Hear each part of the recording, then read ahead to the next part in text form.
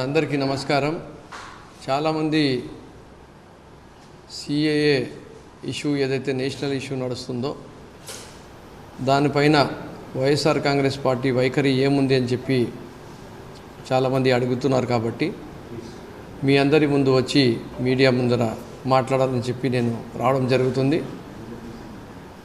భారతదేశము కొన్ని వేలాది సంవత్సరాల నుంచి ఎన్నో సివిలైజేషన్స్ని చూసి ఇవాల్వ్ అయిన దేశము. ఎన్నో వందలాది కులాలు, మతాలు, భిన్న ప్రాంతాల ఆచారాలు ఇలాంటివి ఉన్న ఒక చాలా పెద్ద దేశము, గొప్ప దేశము. ఈ పెద్ద దేశంలో, గొప్ప దేశంలో ప్రపంచమంతటా కూడా మాట్లాడుకునేది ఏమంటే it is one of the best democracy and the biggest democracy which is safeguarding the interest of the citizens irrespective of their race, region, religion or caste or creed అని చెప్పి. సో ఎక్కడ కూడా విపక్ష అనేది మన భారతదేశంలో ఈరోజు వరకు కూడా లేదు. ఈరోజు భారతదేశంలో ఉండే ముస్లిం సమాజంలో మాత్రము ఈ సిఏఏ చట్టాల వల్ల భయోందోళనకు గురి కావడము, అపోహలకి గురి కావడము, వాళ్ళు రేపటి రోజు మేము ఇబ్బంది పడతామనే ఆలోచనలో వాళ్ళు పడిపోయినారు. కాబట్టి ఆ రోజు పార్లమెంట్లో కూడా వైఎస్ఆర్ కాంగ్రెస్ పార్టీ ఇప్పుడు ఉండే కేంద్ర ప్రభుత్వానికి చెప్పడం జరిగింది క్లారిటీగా, మీరు ఈ సిఏఏ ఫార్మాట్ని ఇన్ దిస్ కరెంట్ ఫార్మాట్ మాకు యాక్సెప్టబుల్ లేదు, మీరు దీంట్లో ముస్లిమ్స్ని కూడా యాడ్ చేయండి అని చెప్పి కూడా చెప్పడం జరిగింది. ఈరోజు కూడా మేము చెప్తున్నది ఏమంటే ఎక్కడ కూడా కులాన్ని బట్టి, మతాన్ని బట్టి, ప్రాంతాన్ని బట్టి మనము విపక్ష చూపిస్తే అది దేశం కోసం మంచిది కాదు. కాబట్టి అందరి మనోభావాల్ని మనము తీసుకొని వెళ్ళాలా. ఒక మంచి కార్యక్రమం మనం చేస్తున్నప్పుడు మా వైఎస్ఆర్ కాంగ్రెస్ పార్టీ లైనే ఏమంటే కులం చూడము, మతం చూడము, పార్టీ చూడము, ప్రాంతం చూడము, ఎక్కడ విపక్ష అనేది లేదు. అందరికీ సమానత్వంతో ప్రతి సంక్షేమ పథకం కానీ ఇక్కడ నివసిస్తున్న ఆంధ్రప్రదేశ్ రాష్ట్రంలో నివసిస్తున్న వాళ్ళకు ప్రతి విధంగా కానీ వాళ్ళకు భరోసా, భద్రత మా గౌరవ ముఖ్యమంత్రి వర్యులు శ్రీ వైఎస్ జగన్మోహన్ రెడ్డి గారు ఇవ్వడం జరిగింది. ఈరోజు సిఏఏలో 6 రిలీజియస్ మైనారిటీస్కి పెట్టి దాంట్లో ముస్లిమ్స్ని చేర్పియకపోతే ఆ సిఏఏ చట్టము రావడం వల్ల రేపటి రోజు వచ్చే ఎన్పిఆర్ కానీ ఎన్ఆర్సీ కానీ వచ్చినప్పుడు ఎప్పుడైతే ఈ బీద ప్రాంతాల్లో ఉండేవాళ్ళు, పేదరికంలో ఉండేవాళ్ళు వాళ్ళ సిటిజన్షిప్ని ఒకవేళ ముస్లిమ్స్ ప్రూవ్ చేసుకోలేని పరిస్థితుల్లో పడినప్పుడు ఈ సిఏఏ చట్టం అనేది అందరికీ వర్తిస్తుంది. కానీ ముస్లిమ్స్లకు ఒక్కటే మాత్రము వర్తించకుండా వాళ్ళు నిజమైన భారతదేశ పౌరులైన వాళ్ళు రెఫ్యూజీలుగా అయ్యే పరిస్థితి అయిపోతుంది అని చెప్పి ఒక చాలా భయోందోళనలో ఈరోజు ఉన్నారు. కాబట్టి మా గౌరవ ముఖ్యమంత్రి గారి స్టాండ్ కూడా ఏమి అంటే అన్ని పర్సనల్ లా బోర్డ్స్తో, అంటే సిఖ్స్ ఉండని, జైన్స్ ఉండని, పార్సీస్ ఉండని, జ్యూస్ ఉండని, ముస్లిమ్స్ ఉండని, ప్రతి ఒక్కరి పర్సనల్ లా బోర్డ్స్తో వాళ్ళ పెద్దలతో కూర్చొని ఏమి చేస్తే ఇంక్లూజివ్ అప్రోచ్ అవుతుంది, ఏమి చేస్తే ప్రతి ఒక్కరిని మనము న్యాయం చేసే విధంగా చేయగలుగుతాం, ఏమి చేస్తే దేశంలో ఉండే ప్రతి ఒక్క నాగరికుడు కూడా సంతోషంగా ఉండగలుగుతాడు అనే విధంగా మనము చేసుకుంటే బాగుంటుంది అని ఆ రోజు పార్లమెంట్లో చెప్తున్నాము, ఈరోజు చెప్తున్నాము.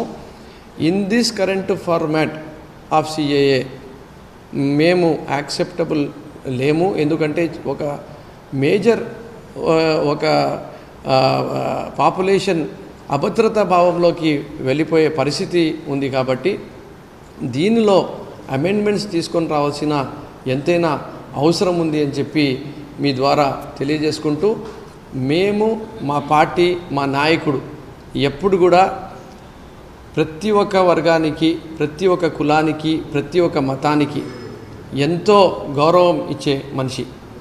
ప్రత్యేకంగా ఆ రోజు రాజశేఖర రెడ్డి గారు 4% రిజర్వేషన్ ఇవ్వడంలో కానీ ఈ రోజు వరకు సామాజికంగా, ఆర్థికంగా, రాజకీయంగా జగన్మోహన్ రెడ్డి గారు మైనార్టీస్కు చూపించిన ప్రేమ కానీ వాళ్ళకు చేసిన మేలు కానీ చూసుకుంటే కూడా ఖచ్చితంగా మైనార్టీసు ఆంధ్రప్రదేశ్ రాష్ట్రంలో కూడా ఎవరు కూడా భయోందోళనకు గురి కావాల్సిన అవసరం లేదు. దానికోసమే అసెంబ్లీ సాక్షిగా ఎన్ఆర్సీని ఇప్పుడు ఉండే పరిస్థితుల్లో ఈ ఉండే ఫార్మాట్లో మేము చెయ్యలేము అని చెప్పి కూడా అసెంబ్లీలో కూడా రెజల్యూషన్ కూడా పాస్ చేయడం జరిగింది అని చెప్పి కూడా మరొక్కసారి మీడియా ద్వారా మీకు గుర్తు చేపిస్తున్నాను. ఆ రోజు కూడా గౌరవ ముఖ్యమంత్రి గారు ఒకటే మాట చెప్పడం జరిగింది, ఏ చట్టాల వల్ల ఏ ఒక్క మనిషికి కూడా ఇబ్బంది అయితే దానికి మేము ఖచ్చితంగా వ్యతిరేకిస్తాము. దానికి ఏ రకంగా మేలు జరుగుతుంది అనేది కూడా మేము ప్రజల వాణి ఏదైతే ఉందో అది కూడా ఇప్పుడు ఉండే కేంద్ర ప్రభుత్వానికి వినిపిస్తాము అని చెప్పి కూడా చెప్పడం జరిగింది. సో మీ అందరికీ చెప్పేది ఒకటే, భారతదేశం అనేది ఒక గొప్ప దేశము, ఈ భిన్నత్వంలో ఏకత్వం ఉండే దేశము, ప్రతి ఒక్కరు కూడా కలిసిమెలిసిగా ఉండే దేశము, ప్రతి ఒక్కరు కూడా బాగుండాలని చెప్పి కోరుకునే వాళ్ళం. కాబట్టి ప్రపంచంలోనే ఇంకా పేరు ప్రఖ్యాత పెంచే విధంగా మన చట్టాలు ఉండాలి. కాబట్టి మనం ఖచ్చితంగా ఈ ఫార్మాట్ ఆఫ్ సిఏఏని మాకు యాక్సెప్టబుల్ లేదు అని చెప్పి కూడా మీ ద్వారా తెలియజేసుకుంటూ, మరి ఆంధ్రప్రదేశ్ రాష్ట్రంలో ఉండే ముస్లిం సమాజానికి కూడా ప్రతి ఒక్కరికి కూడా మేలు చేసే పనే గౌరవ ముఖ్యమంత్రి వర్యులు శ్రీ వైఎస్ జగన్మోహన్ రెడ్డి గారు చేస్తారు. ఎందుకంటే ఆయన దగ్గర విపక్ష లేదు అని చెప్పి మరొక్కసారి మీ ద్వారా తెలియజేసుకుంటున్నాం. సార్, ఒక నిమిషం. ఇప్పుడు కేరళ ప్రభుత్వము, తమిళనాడు ప్రభుత్వం, బెంగాల్ ప్రభుత్వం మేము ఈ సిఏని అమలు చేయము అని అంటారు. మీ రాష్ట్ర ప్రభుత్వం కూడా అలాంటి వైఖరి ఏమైనా తీసుకుంటారు? ఇప్పుడు చెప్పింది కూడా మేము మేము మా పార్టీ తరపు నుంచి ఈ కరెంట్ ఫార్మాట్ ఆఫ్ సిఏని వ్యతిరేకిస్తున్నాము. దీంట్లో అమెండ్మెంట్ తీసుకొని రావాల్సిన అవసరం ఉంది. దీంట్లో అమెండ్మెంట్ తీసుకొని రావాల్సిన అవసరం ఉంది. దీంట్లో ముస్లిమ్స్ని, జ్యూస్ని వాళ్ళని కూడా దీంట్లో యాడ్ చేయాల్సిన అవసరం ఉంది. ఇంకా ఎవరైనా మిగిలిపోయింటే కూడా వాళ్ళని కూడా యాడ్ చేస్తే మంచిది. కానీ ఒకరిని తొలగించడము, ఒక వర్గానికి తొలగించడం అనేది మంచిది కాదని చెప్పి మేము నమ్ముతున్నాం. ఈ చట్టాన్ని తీసుకొచ్చిన బీజేపీతో కలిసి టీడీపీ, జనసేన పోతున్నాయి. ఇది ఎఫెక్ట్ ఎలక్షన్ అవుతుంది. అది తెలుగుదేశం పార్టీ బీజేపీ పార్టీతో ఇంతకుముందు కూడా వాళ్ళు అలయన్స్లో ఉండినారు. దాని తర్వాత మేము అలయన్స్లో ఎప్పటికీ బీజేపీ పార్టీతో కలవము అని చెప్పి కూడా చంద్రబాబు నాయుడు గారు చెప్పడం జరిగింది. మళ్ళీ మోడీ గారికి కూడా ఎన్నోసార్లు ఆయన తిట్టడం జరిగింది. మళ్ళీ ఈరోజు పోయి కలవడం జరిగింది. ఆయనకు ఒక నైతిక విలువలు కానీ, సిద్ధాంతాలు కానీ, రాజకీయాలపైన, దేశ ప్రజల మనోభావాలపైన క్లారిటీ లేదు. వయసు వచ్చింది. ఆయనకు ఎట్లా పవర్ తెచ్చుకోవాలా, ఎవరి షేర్ ఆఫ్ ఓటర్స్ని నా బుట్టలో వేసుకోవాలా, నా షేర్ ఆఫ్ ఓటర్స్ తక్కువ ఉన్నారు కాబట్టి పవన్ కళ్యాణ్ షేర్ ఆఫ్ ఓటర్స్ని తెచ్చుకుందాము, బీజేపీ పార్టీ నుంచి తెచ్చుకుందాము.